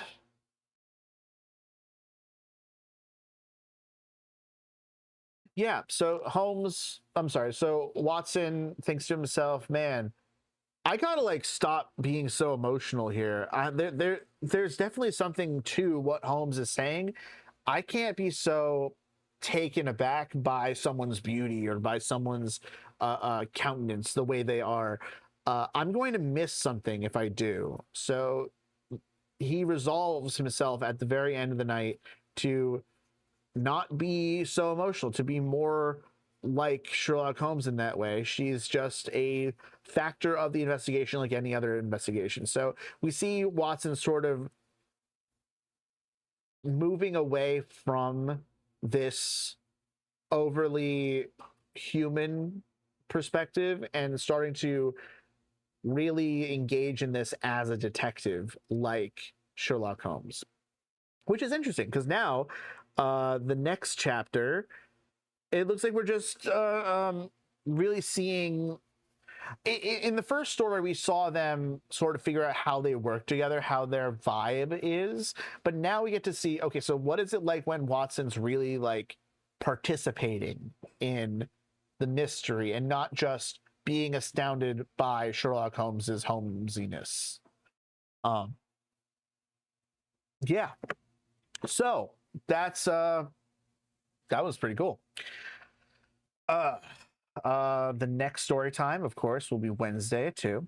I'm going to take a short break, maybe like I'll put the timer on for 5 minutes. I need to eat something real quick. And then I don't know, maybe I'll play with like Descenders or something for the last couple minutes. All right, I'll be right back.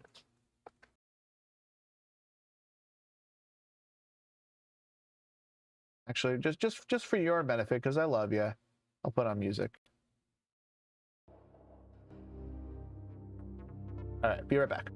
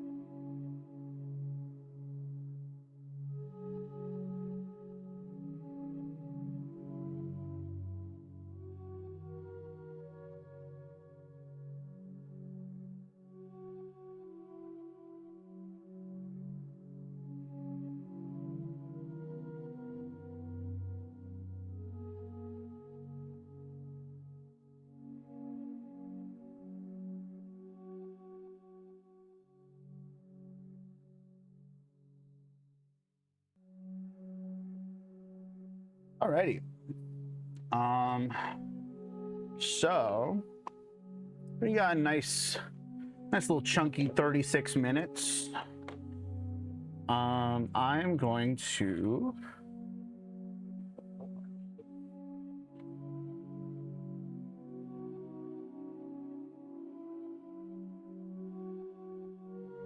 come on.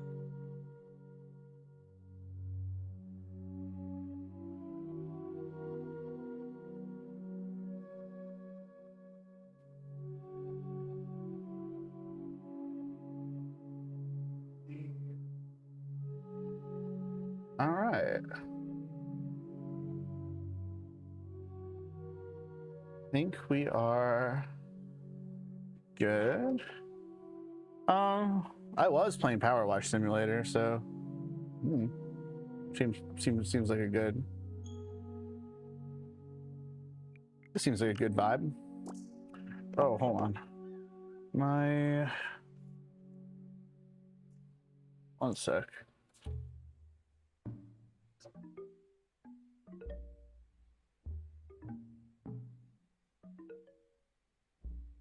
All right, there we go.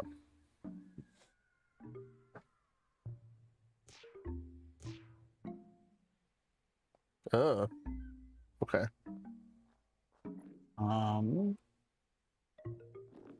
Let's get it. Ooh, is that too loud? Oh no.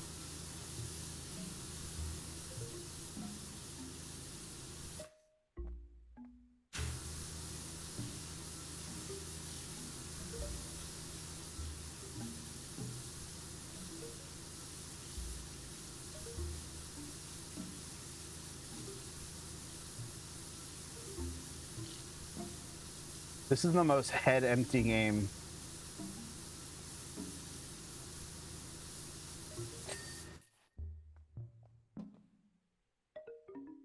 So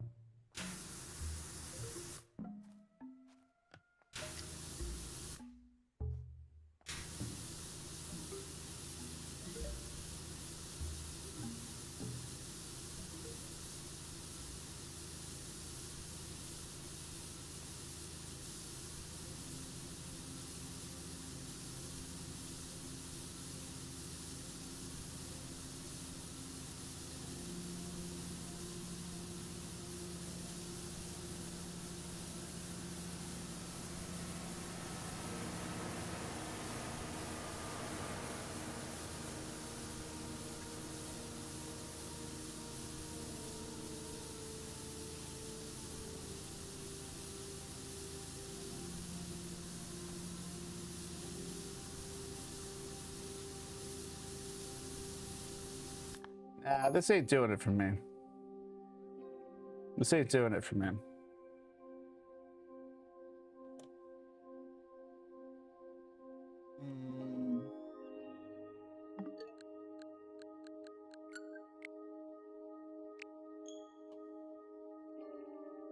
Now we can turn this off because the music for this game is pretty great.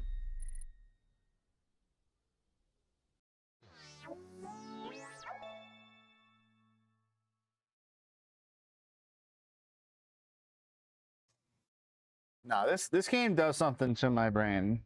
It makes me happy.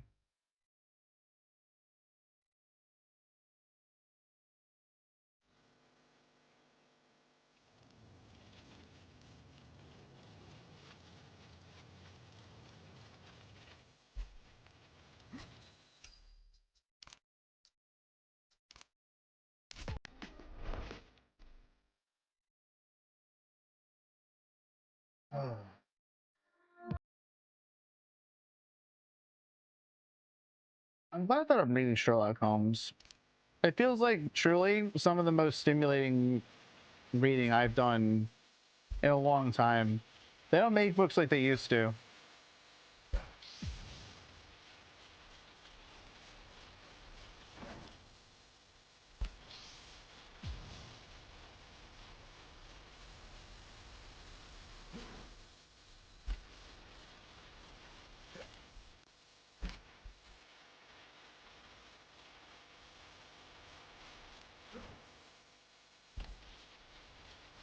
I really only I didn't like this game nearly as much until Tyler and I were watching videos of like someone's GoPro as they were going down a bike trail, and I was like, wait a sec, I have a game that looks just like that. I want to play. And I never used to play this game first person, but for some reason after watching, I was like, oh, I completely understand how it works now. And now it's exciting to play first person. It's much better for immersion. It's a roguelike. A road bike. Whee! Like, come on, this is like you can't deny it. This would be awesome in VR. Oh no! I always try to smack myself into the thing, and it's a bad idea.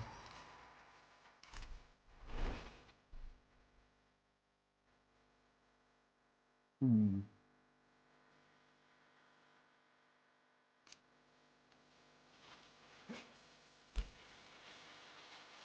Okay. Oh, I'm going fast. Oh no! Sheesh. Yeah. Yeah. All right, we're in it.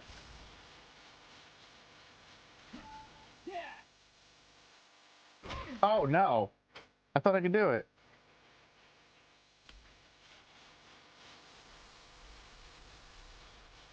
Oh well.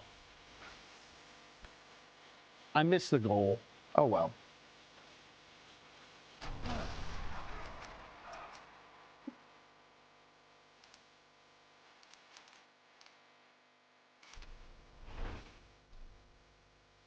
It doesn't like when I do that. When I smack myself into the wall, it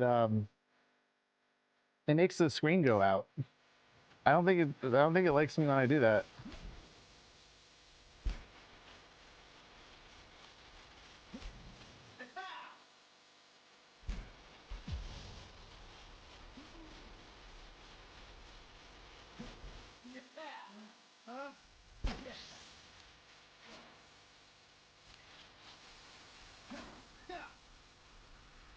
Oh my god!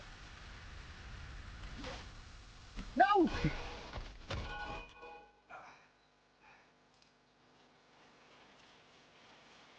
Oops. Let's do 360 next time.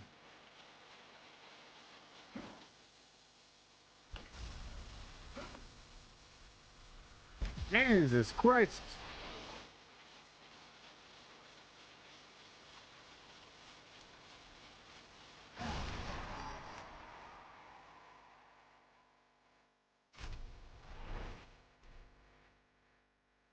Don't forget to drink water, everybody.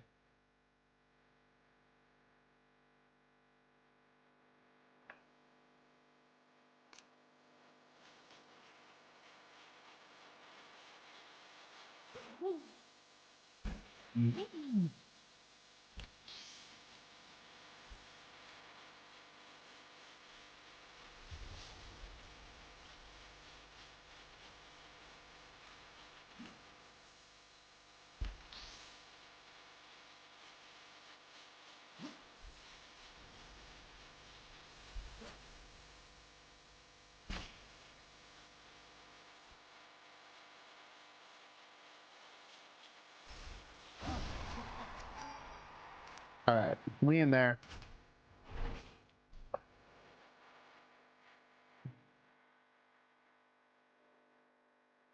Hmm. I'm excited. After stream, I get to go to play racquetball.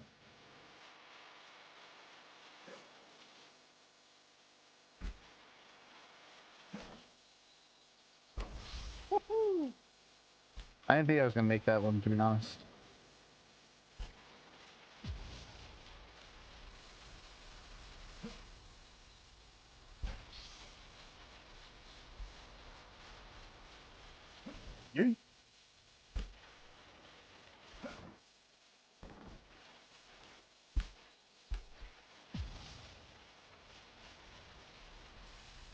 This is only the first like environment that. Oh no! Oh no! Oh no! Oh no! Like it seems easy now, but it's just it just is.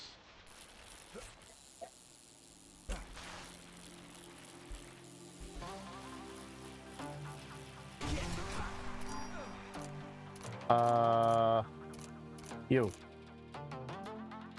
I'm already doing helmet cam.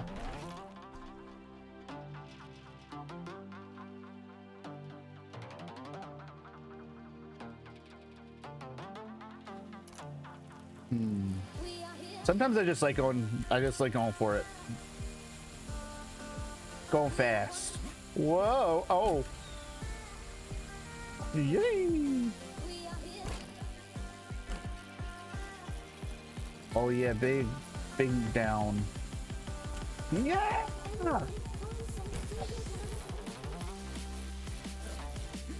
Uh-oh.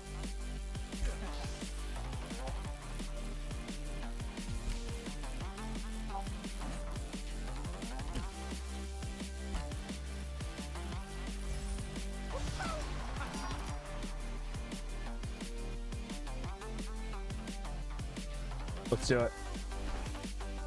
Enter the danger zone.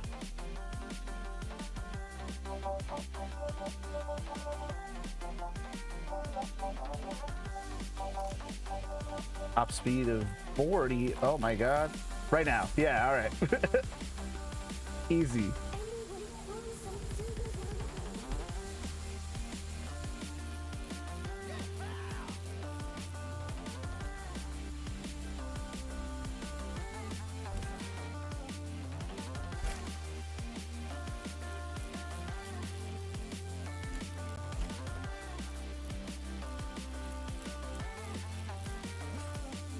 Uh-oh. Ow. All right.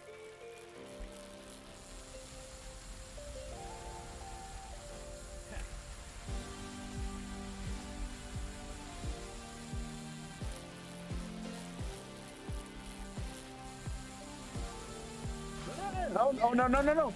Oh.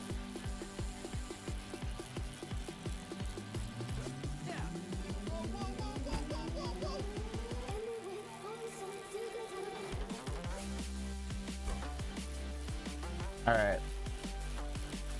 We did it.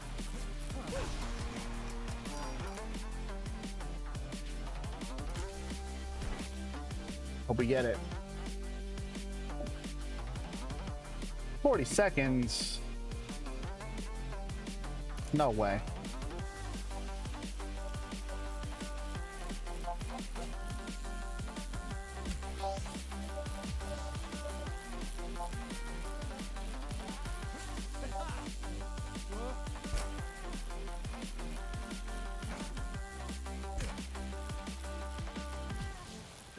I don't care about the goal at the moment.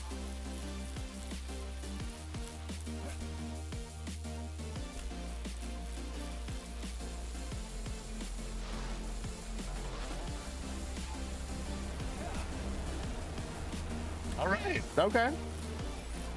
Almost.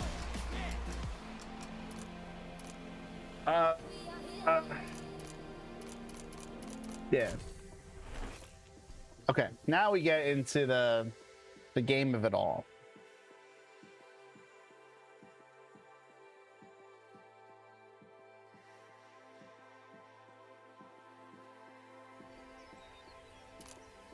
You know what?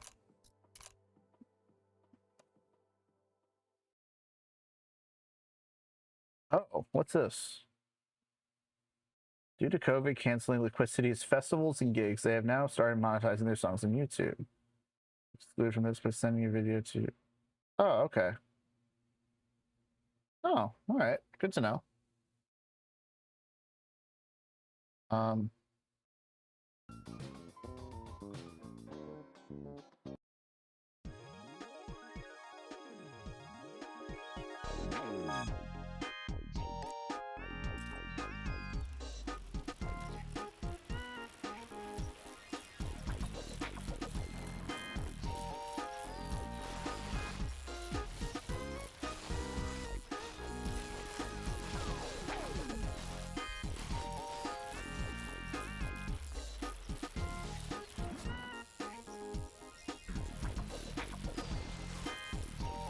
Oh.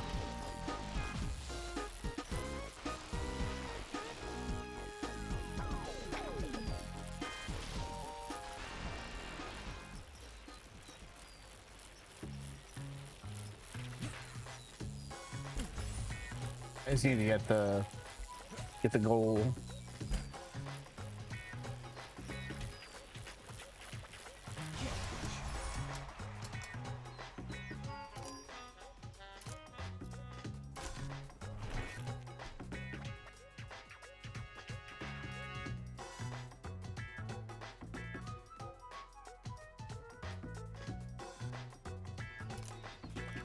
Finish without breaking.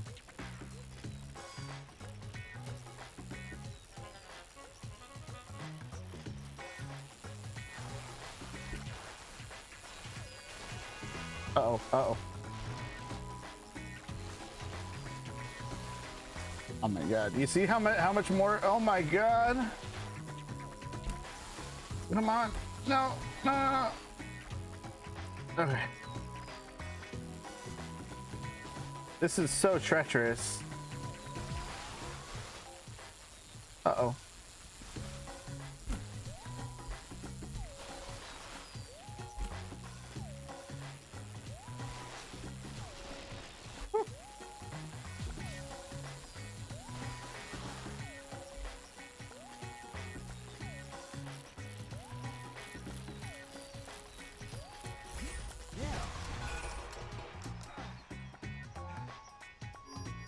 What? I dyed my hair Yeah. up, but No, that's you. I would really like to show you something. Not at the moment. Somebody turned the pants I made into earrings. What? One of my breasties turned the pants I made into earrings. Oh, that's really cool. Man was like, wow, that's my jewelry. Awesome. I'm done like 18 minutes.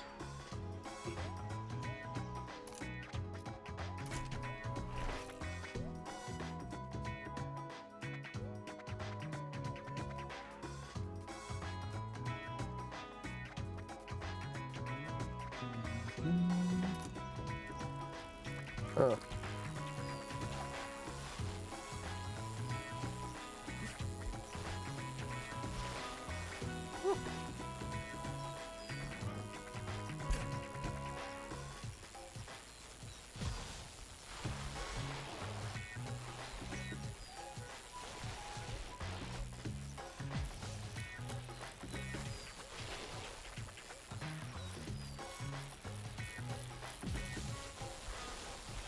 Ah, two. I lost two.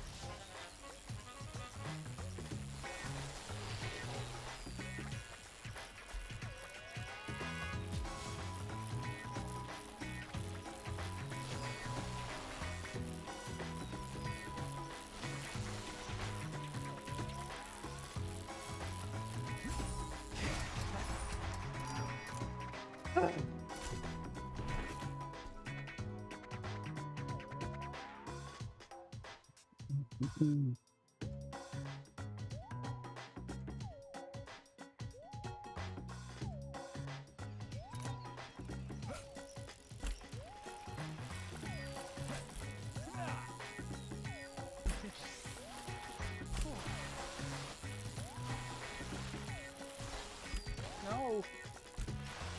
Ah. Wait, whoa, whoa, whoa, whoa, whoa, whoa, whoa, whoa, whoa, whoa.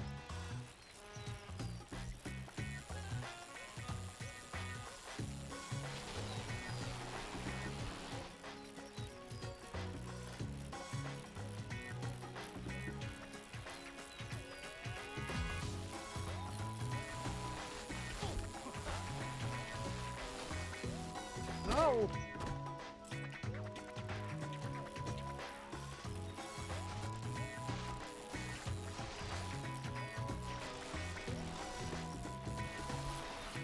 Ah.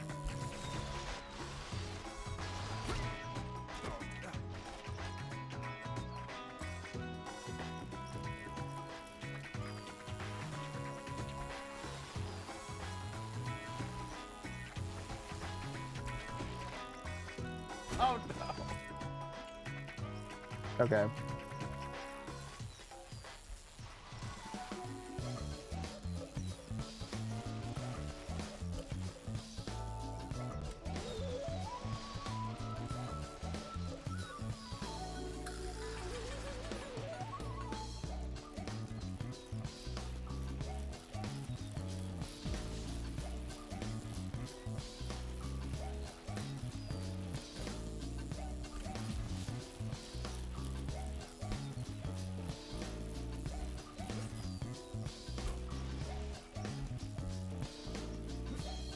No shot at getting double backflip. I don't know about all that.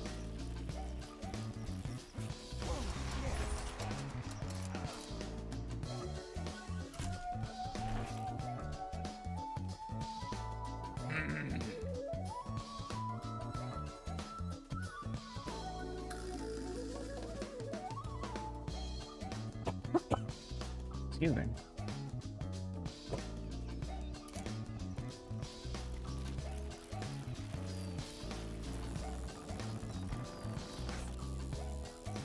Oh.